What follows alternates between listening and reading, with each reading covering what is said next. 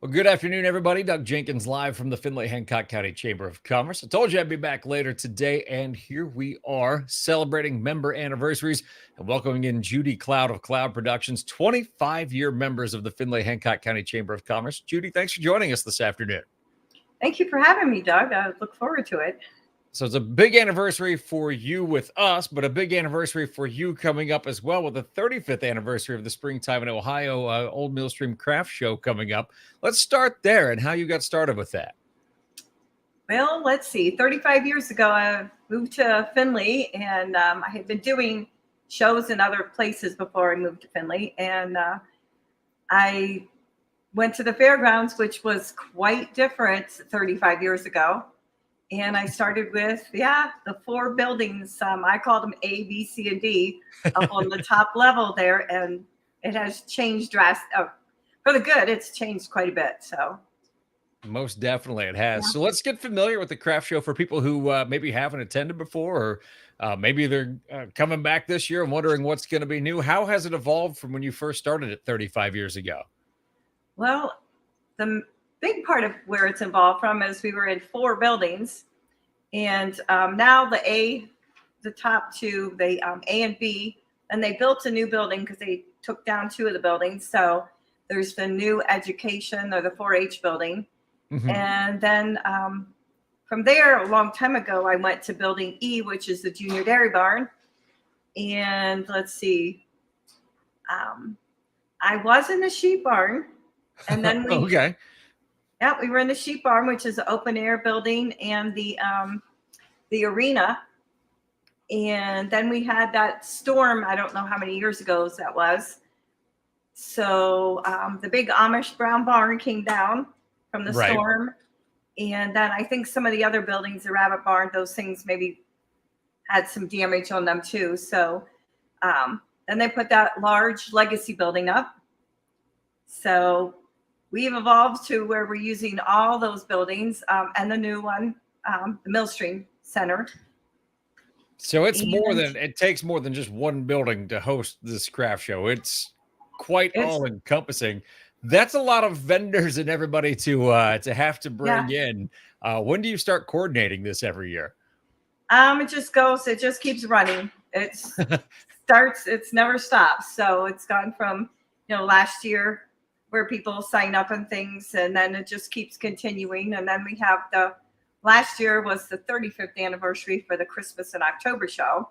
Mm-hmm. So the October show, we're in two other buildings as well. So we use the arena, and I call it building H, but it is the old goat barn. I don't know. Animals have moved as well from people building. People know where to go when they get there. But you do bring up a good point. Is Cloud Productions way more than just Springtime in Ohio. You do several events, or at least a couple of different events each year. Did it start with just one and evolve, or was it when you came to Hancock County, you kind of had an idea that you had a certain roster of events that you wanted to do? Well, when I came here, I decided, I wanted to get the first one started, and went out and met with the fair manager at that point was Bob Hausch, and then Dorothy Mengert was the fair secretary, and worked with them and got the first one started. And that was the October one. And then the next year I added the spring one. And I think that's when we had a little bit of snow in May. So Not in Ohio. No, not in Ohio. There's a lot of things not in Ohio, but yeah. So you kind of get used to it, I guess. But we didn't have very much snow this year to worry about either. So hopefully it's not waiting for us in April and then You never know. You never know. But so you had mentioned you had started, you had done these before you came to Hancock County. What was it that made you want to do craft shows and make this your job, your industry? Well, I was involved with doing crafts myself as well. And I had done shows up in upstate New York and out in California, near Fairfield. I helped put on some shows, started one in New York for the JCs and stuff at a very cool place. It was like an old gambling in Saratoga Springs, a building. So that was a lot of fun. But then we moved and went to California and then came here. So it was just seemed to be natural. And I kind of grew up around antique and the true flea markets back in the day. They were really like, you know, you didn't find a lot of the non-made things at the flea markets. It was old, fun, funky stuff, you know, so. Kind of unique pieces and everything like that. Yeah. So let's talk a little bit about that. What kind of, I mean, do you see different trends kind of take hold of these shows over the years where like some years there's more of this type of thing and then the next year you come back and people are more interested in a different type of something they can take home? Yeah, when I first got going, there was a lot of wood crafts and candles and this kind of thing. And all of a sudden that kind of changed. And, you know, you see people with clothing, you get the word vintage gets used a lot, but, you know, we do have some people that have, quote, what would be called vintage. It's just not, and the country kind of changed. It's more like a farmhouse and that type of thing. And, you know, we have a lot of people that are even in, I call them the gourmet goodies, you know, the bake type goods and stuff like that. And so we have those people on the show as well, or ones that do the jams and jellies and, just trying to think of all the different things the fudge, the chocolates, right. Now, there's a lot of variety of you're not going to go out there and just see booth after booth after booth of the same thing. You're going to see a lot of different things, which is really cool to see. Yeah. And even if you see jewelry, you're going to see different jewelry. And, you know, some of the people have been there for a while and they realize they have to change and evolve too as time goes on. And then, you know, we were all kind of taken by the virus there. And that kind of changed things a little bit too, where it kind of went, you know, you saw a lot more of the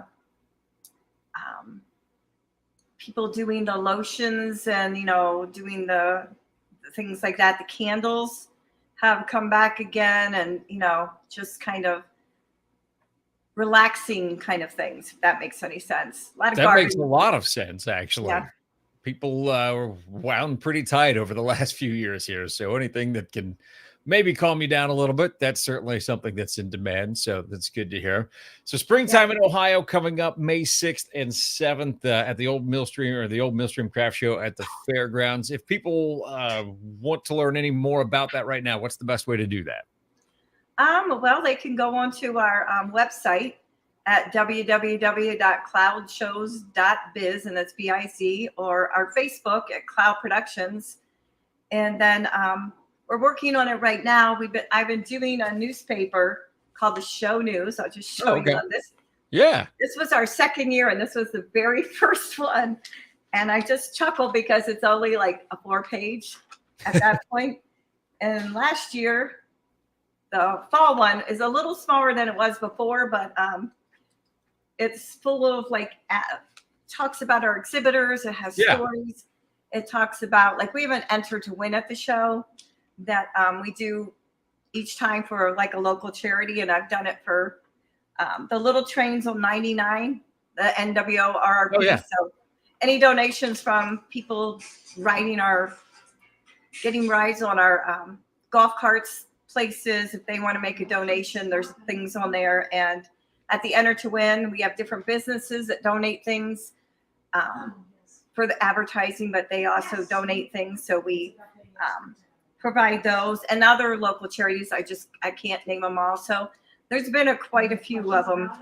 Our other shows, if it's more at Christmas time, we'll do like the Toys for Tots down in Dayton. We've done Toys for Tots.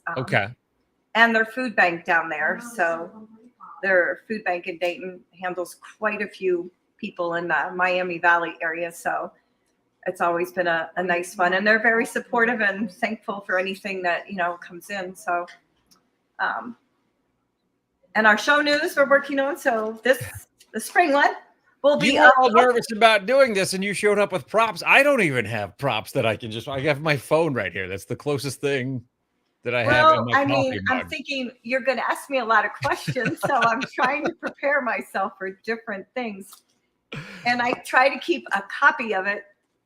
So I probably have. This is one of them. Oh, wow. Notebooks like that with every copy of them because we're in our 83rd edition coming up. So that is impressive. Well, so, Judy, thank you for taking time out of your afternoon to you. join us today. Thank you for being a member for now a quarter of a century, and best of luck with the 35th anniversary Springtime in Ohio show.